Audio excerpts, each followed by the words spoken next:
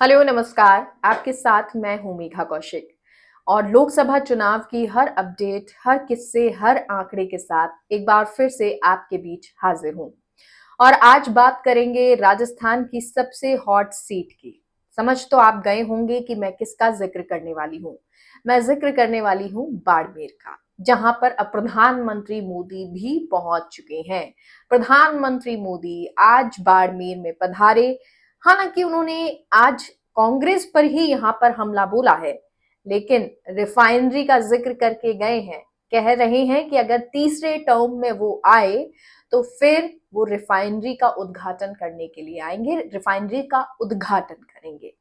लेकिन प्रधानमंत्री मोदी का आना और इसके अलावा मानवेंद्र सिंह जसोल का पार्टी ज्वाइन करना, यानी बीजेपी आज उन्होंने एक बार फिर से ज्वाइन कर ली है। 2018 में उन्होंने छोड़ी थी और अब एक बार फिर से वो बीजेपी में आ गए हैं और उन्होंने कहा कि घर वापसी नहीं हुई है, अपने मूल निवास पहुंच गए हैं।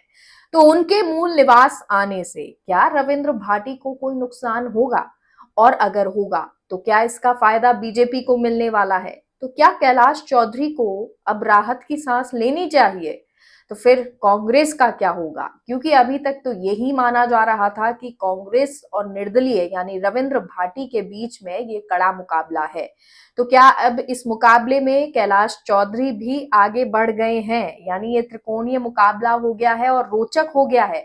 और अब मानवेंद्र सिंह जसोल जब बीजेपी ज्वाइन कर चुके हैं तो इसका नुकसान रविंद्र भाटी को होने वाला है।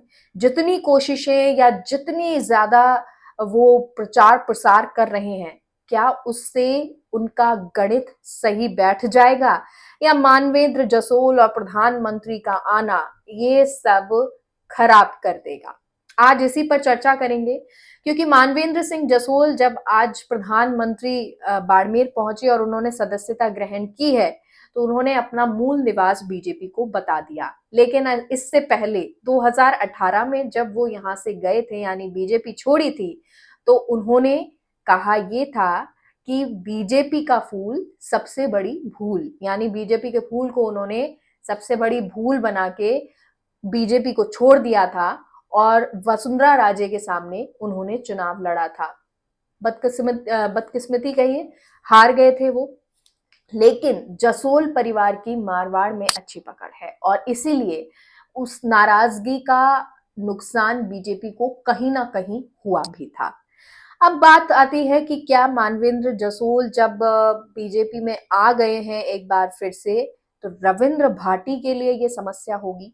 यकीनन ये समस्या होगी और रविंद्र भाटी इसके लिए अब एक कोई तोड़ भी सोच रहे होंगे, क्योंकि रविंद्र भाटी राजपूतों का वोट तय मानकर चल रहे थे कि राजपूतों का वोट उनको पड़ेगा और 3 लाख के आसपास वोटर मतदाता जो है वहां पर है।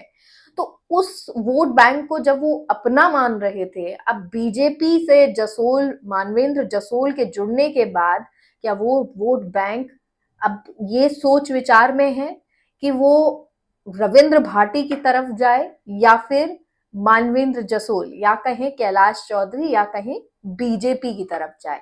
अब ये तो वोटर खुद सोच रहा होगा और शायद 26 तारीख तक तय करके वोट भी दे देगा। लेकिन उससे पहले अब ये जरूर है कि रविंद्र भाटी को